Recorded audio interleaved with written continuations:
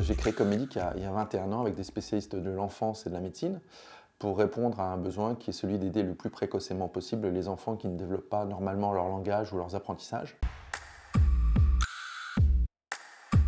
Ça fait 21 ans que j'ai créé mon entreprise. Avant, j'avais fait des études de gestion et de marketing en France et aux États-Unis.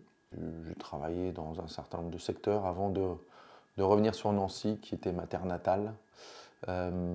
Et j'avais envie de créer une entreprise, ce que j'ai fait en 99.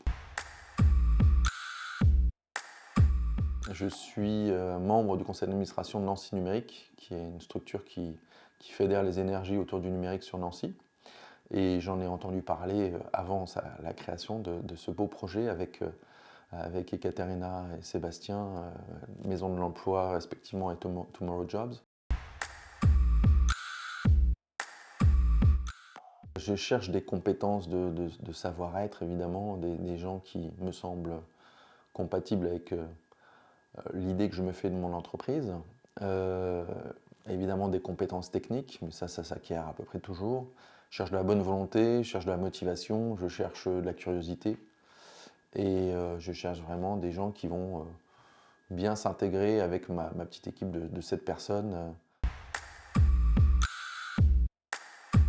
Je crois beaucoup au parcours alternatif, hein.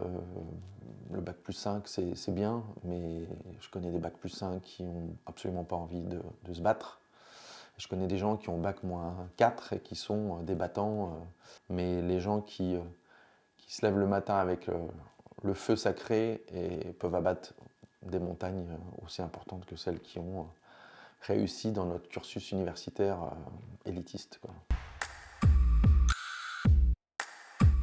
Témoignage, convivialité, dialogue. Je pense qu'il faut se dire qu'il y a beaucoup de métiers qui sont en train d'émerger, ce qui crée beaucoup de problèmes, beaucoup de tensions, mais qui va beaucoup créer aussi d'opportunités.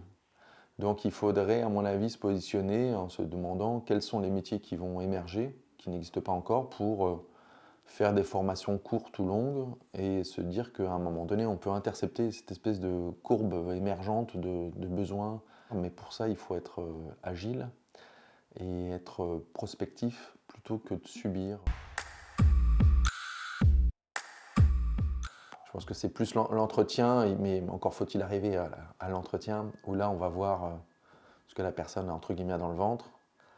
Et l'aide de motivation, oui, mais c'est comme le CV, c'est sûr que c'est des obligations quelque part, mais c'est pas forcément ce qui va faire la différence. Je pense qu'on aura de plus en plus de recrutement en ligne. Là encore, ça dépend quand même du poste, hein. Si c'est des postes à enjeu, ça me semble compliqué de ne pas passer par cette phase CV.